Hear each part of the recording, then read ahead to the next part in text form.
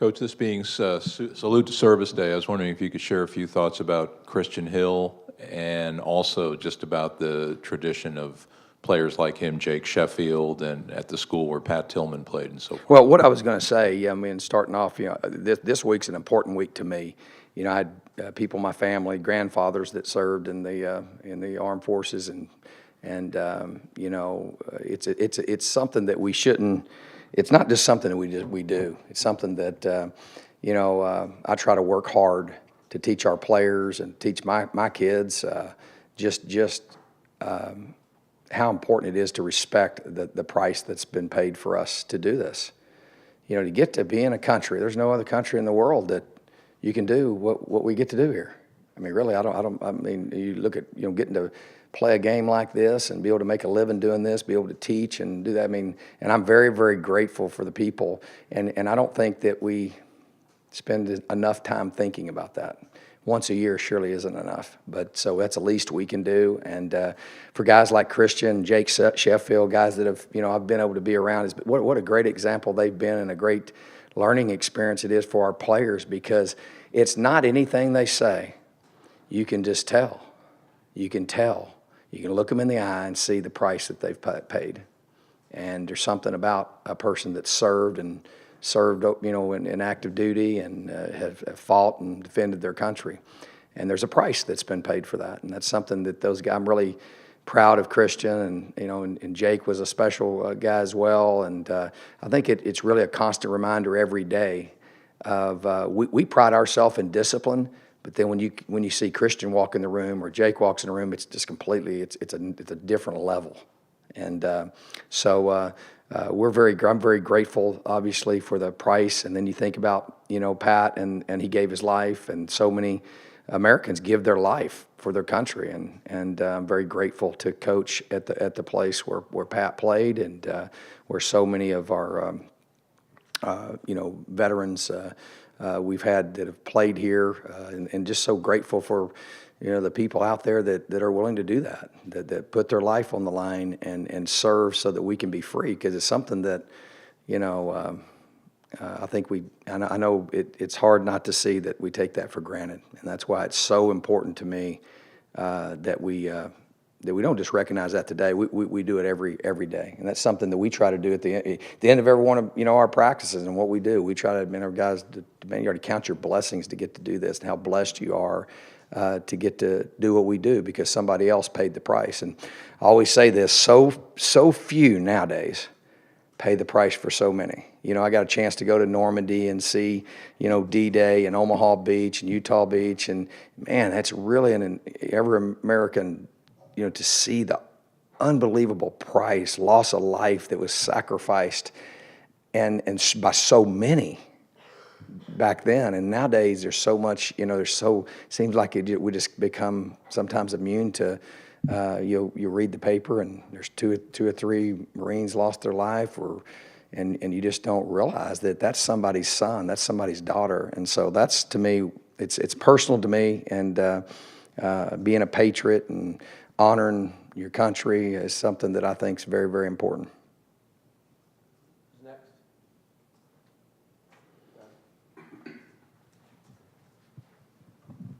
Todd, I'm writing something on some of the under-the-radar seniors, and one of those guys is Tramel Tops. During his time here, he hasn't played on the field a lot, but it seems like he has the respect of everybody in the locker room. Tremendous. How has he done that? Tremendous. He's a young man of incredible faith. If you ask me what will you miss about Tops, I'll miss his sermons before the game. I mean, he gives a sermon. I mean, he talks to our D linemen, and what's interesting is how that group's grown. It used to be D linemen, now it's D linemen, linebackers, secondary, and you've just seen that group grow. Great example for how to live your life, and a guy that. The obstacles that he overcome to stay here. I mean, I don't know, the loans have piled up, all those things, and he hasn't played a lot of snaps. The guy has practiced and prepared and helped his team in a big way. And when I think of this senior class, he'll be one of the guys in this class that I think has been an example for what a leader should be. Because it's not necessarily has he gotten a lot of benefit out of it. You know, he's benefited other people, and he's benefited our team and made our team a better team. So he's a special guy that's worked extremely hard, and you know. A great example for what people are to be out there. I can't tell you how many times I told him it's not happening. It's not going to happen. It's not going to happen. It's not going to happen. Not going to happen. He didn't care what I said. He didn't care what my evaluation was. He was going to do it. And so many people let somebody else put parameters on their dreams. And that's what I'll always think of him, because he's one of those guys that surprised me. Because there was no way we could not put him on because of his impact on this team. So he's a special guy. Todd, due to your injuries, was that as light as you've gone during a bye week? And then also, are you looking at doing different things in terms of stretching or maybe alternative types, like maybe yoga or Pilates or different kind of things? Come at me personally? No. For your team, obviously. Oh, okay. Is that something are you considering those types of different things? You know, we're going to obviously, right now we're just focused on trying to beat Utah and then go to the next game. You know, we feel like we're going to have, you know, more than half those guys back. And so that's going to help us tremendously. And we'll research it. There's a lot of factors. We do a lot of stuff. And coming into this season, we were the 4th in the country in consistent starts. In other words, in fewest injuries like that. And so we just need to, you know, overtraining, not enough flexibility stuff, not enough warm-up, not enough, you know, I mean, obviously there's a challenge. You know, there's challenges we have from, you know, getting over there, and we got limited amount of time and stuff like that.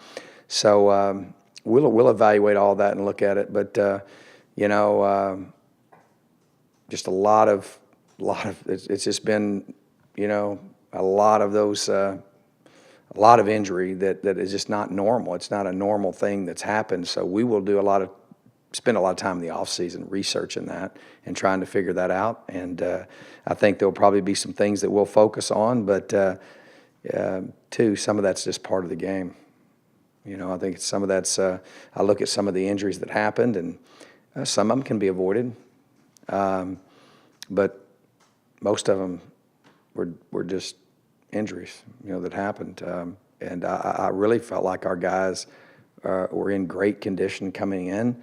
But we'll look at that too. Sometimes you can overtrain, you know, and so we'll look at all those factors. But right now we're just trying to do everything we can around the clock to get them healthy. And then you also got to practice. So we've got more than half of them back practicing. So that's a positive. And we'll, you know, our focus right now is just figuring out a way to go send these seniors out with their final game at Sun Devil Stadium with a win. I just wanted to ask you about Liu. You know, you've had a number of people come in from Texas, but he was I think one of the first ones that came in. Can you just talk about him and his career? I think him and Lloyd were about the same time, weren't they?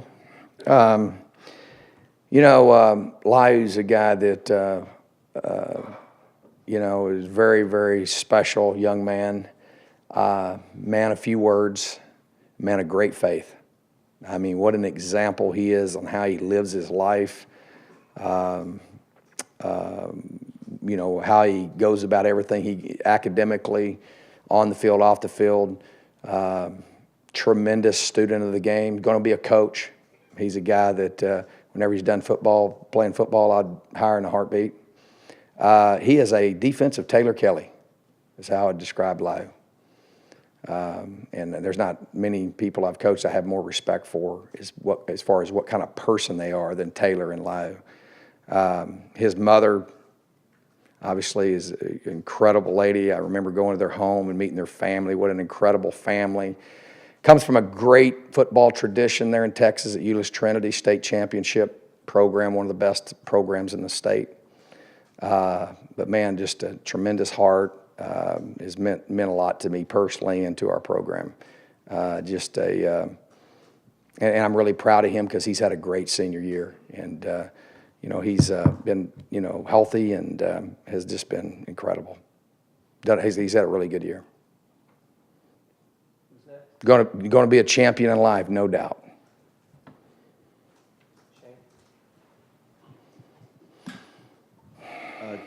Coach, this being the last home game of the season, can you just talk about what home field advantage has done for you guys this year, and are you expecting a big game atmosphere at Sun Devil Stadium on Thursday? Well, our guys have taken a great deal of pride over the last 5 years in defending this stadium out here. I think we're 26-7. Good job, Mark. I need to get one of those deals in my ear so it looks like I know that. But obviously 4-1 this year, but I don't think any of our fans have come to these games at home, and our guys have played. And they play 60 minutes, and our guys are going to do that. And then for this senior bunch is really important. It's a little bit unusual early senior day for us, but still very, very significant. So home field advantage is big. What makes it that way is great fans we have, our great student section, and they need to bring it because we're going to need all the help we can get. We got the 16th ranked team in the country coming in here, and nothing matters except our guys in this senior bunch and figuring out a way when that gun goes off to be 1 point ahead. Anyone else? Tim? But I wish we could play every game at home. Love playing here. Coach, just some thoughts on Utah. What strikes you most about their team? Always seems to be a tough physical team, and the games between the two schools have been tremendous respect for Kyle and what kind of job he does. Our players, there's a lot of mutual relationships. Our guys know a lot of their guys, and we've got a lot of respect. Very, very disciplined. When you play them, you better bring it. It's going to be tough. It's going to be a blocking and tackling game, and you better win that. And it's a physical war, and our guys know that. And they're going to run the football, and you got to run the football on them, and that's a challenge to do. So I got a lot of respect for them. Regard them a lot like I do Coach McIntyre at Colorado. I just think that they are programs that are very like-minded to what we're trying to accomplish here with character, smart, disciplined, tough. And again, I got a lot of respect for them too. What they've done on the field, they're one of the right now one of the top 2 teams, 2 or 3 teams in the Pac-12. And so we'll have our hands full and got a lot of respect for them. And obviously, their offensive, defensive lines, the anchor of their team, tremendous special teams. Coach Whittingham does a great job with their special teams. Their punter is the best in the nation right now. So this is the biggest challenge we've had from a special team standpoint. Great kickoff return. They can be very explosive there. Very, very explosive with their punt unit and flipping the field. So when I think of Utah, I think of special teams and defense. And then where they've really improved is their ability to dominate a game in the run game on offense. And they still have the great skilled kids outside. They can throw the ball deep, and they do a good job throwing the ball deep. But the big thing, this is going to be a physical war. This is we have to win special teams, and this will be the biggest challenge we've had, and be the biggest challenge we've had running the football as well as stopping the run. Anyone else? Oh man, what a kill the deal there, man. Jeez. I'm ready for my red beans and rice. It's red beans and rice day. I'm pretty fired up. Coach, we all know how emotional it can be for these seniors coming out that tunnel for the final game. What's it like for you? Well, it's a one game where, they introduce them and I hug them. And I really try to focus on not being real emotional because it's just so important. And our guys have done a good job of that. It's a special day, and we do a special deal introducing them and recognizing them. But it more hits me afterwards, and it'll hit me more after we're done with the season. And so just a special group of guys that you think of what they've been a part of building and what they've done for this program is, I'm extremely grateful.